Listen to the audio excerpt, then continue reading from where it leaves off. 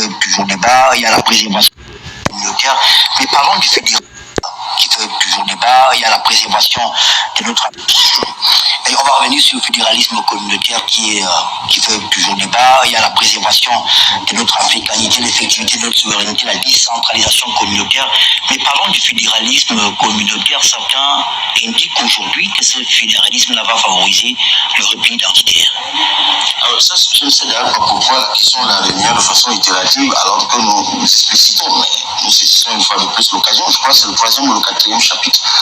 Le fédéralisme communautaire, c'est notre idéologie, c'est-à-dire notre projection, la projection et la représentation projetée que nous nous faisons de notre pays. C'est l'articulation de deux mots, le fédéralisme et la communauté.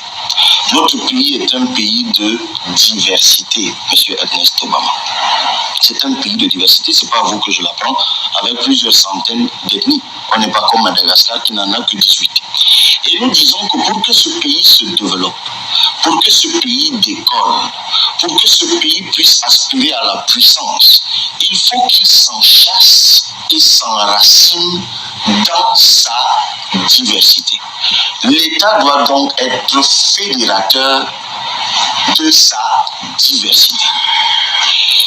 Tous les pays du monde, presque sans exclusive, qui au moment de leur naissance ont fait face à la diversité, ils ont adopté le fédéralisme comme mode d'organisation politique.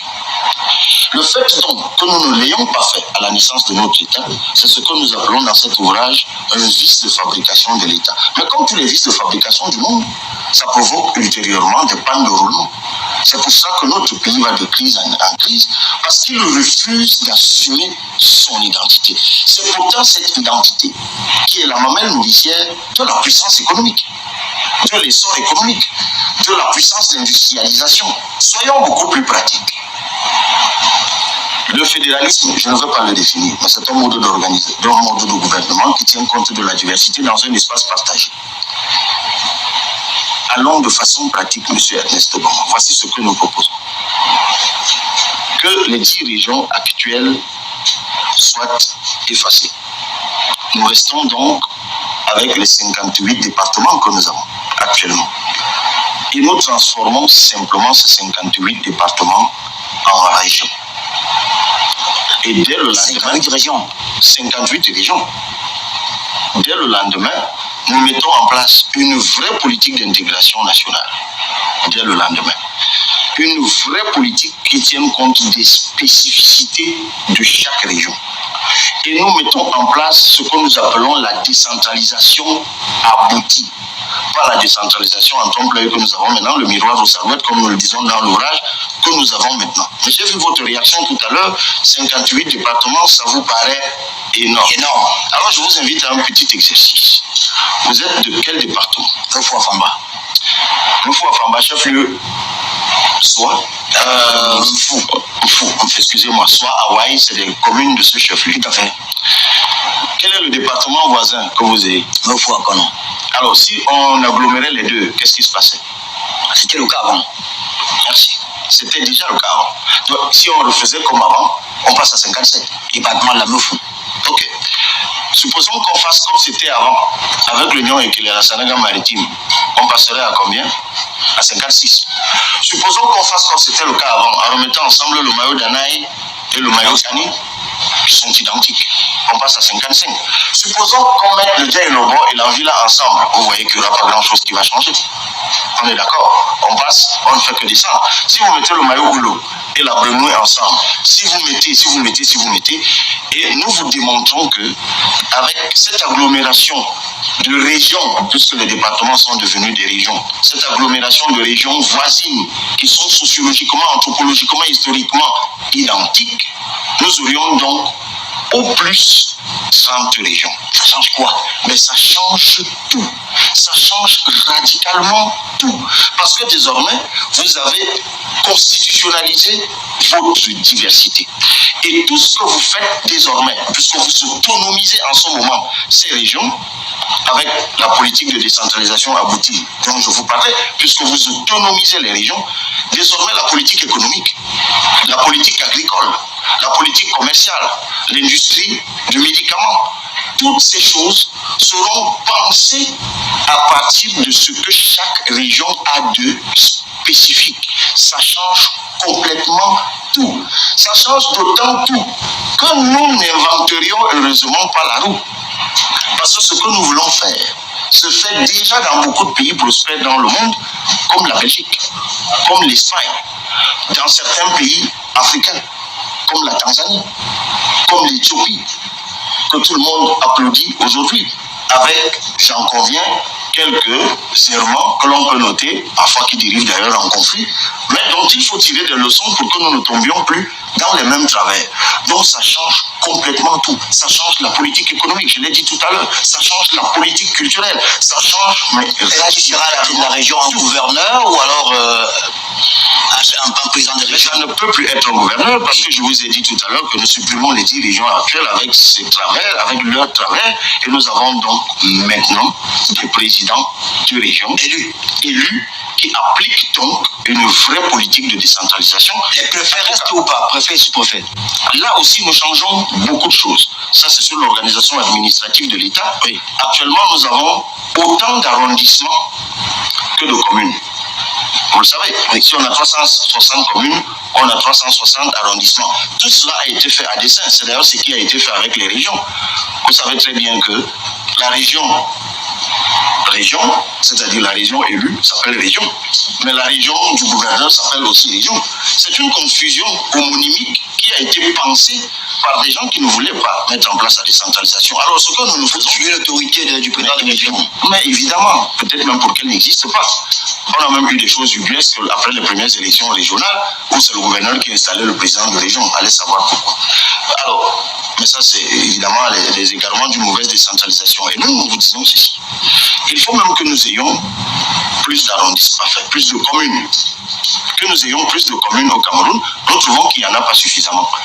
Et il y a aujourd'hui beaucoup d'attributions qui relèvent de la compétence des responsables des arrondissements, des chefs de terre comme on les appelle, que l'on va transférer simplement aux communes. Il y a plein de services publics aujourd'hui qui doivent être transférés aux communes. Et là, on ajoute le nombre de communes pour éviter que les communes soient trop vastes, pour que le service soit de plus en plus rapproché des citoyens. Maintenant, les arrondissements seront une agglomération de plusieurs communes. Donc on n'aura plus autant, on aura plus de communes et un arrondissement, notamment pour que celui qu'on continuera, si on veut appeler le chef de terre, soit le garant de l'ordre public, ainsi de suite, c'est-à-dire les missions régaliennes et séculaires qui sont reconnues aux autorités administratives partout dans le monde, mais que l'essentiel du travail économique, commercial, de développement culturel, sportif, soit aux mains des élus. Et là encore, on n'invente pas la roue. Et du coup, l'autorité administrative sera toujours présente au niveau de la région, c'était ça le sens de votre question. Mais dans cet ouvrage, nous disons très bien que nous n'aurons plus des gouverneurs de ces régions-là, mais cette fois des préfets de région qui seront effectivement là pour incarner l'autorité, en tout cas l'autorité de la puissance publique, pour faire les arbitrages nécessaires ou alors rétablir l'ordre public lorsque celui-ci sera amené à être détérioré. Mais vous l'avez compris, nous ferons en sorte que le pays soit aux mains des personnes, des hommes et des femmes qui auront été choisis par les Camerounais. Que ce soit au niveau des communes ou au niveau des régions en ce moment-là, pour que ceux-là qui savent, M.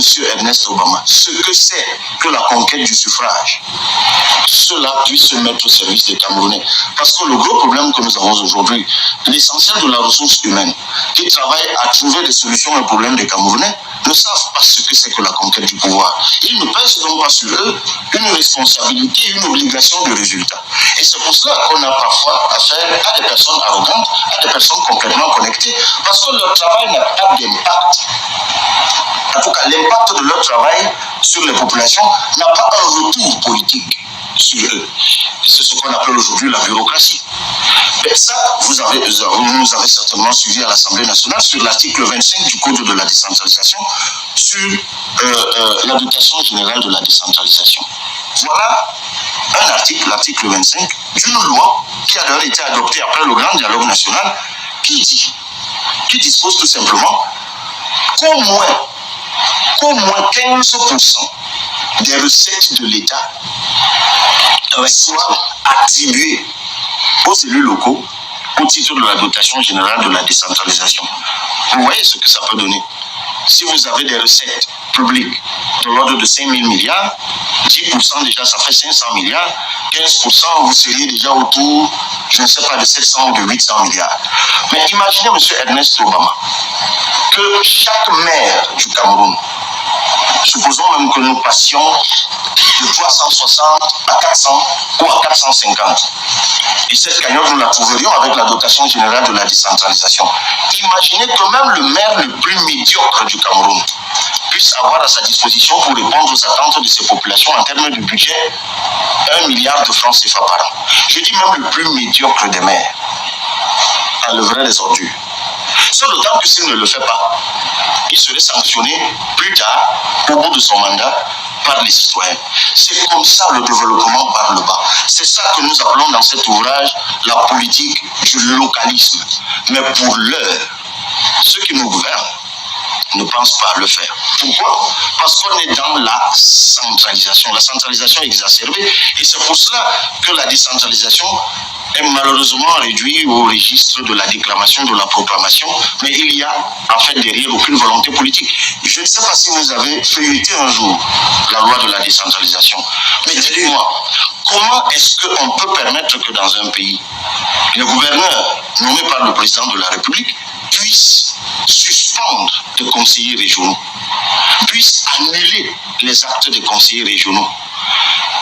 Comment on peut même permettre que le président de la République, par décret, puisse démettre un conseiller régional de son mandat qui lui a été confié par le peuple, même si c'est un suffrage indirect? Tout cela est contenu dans la loi de la décentralisation.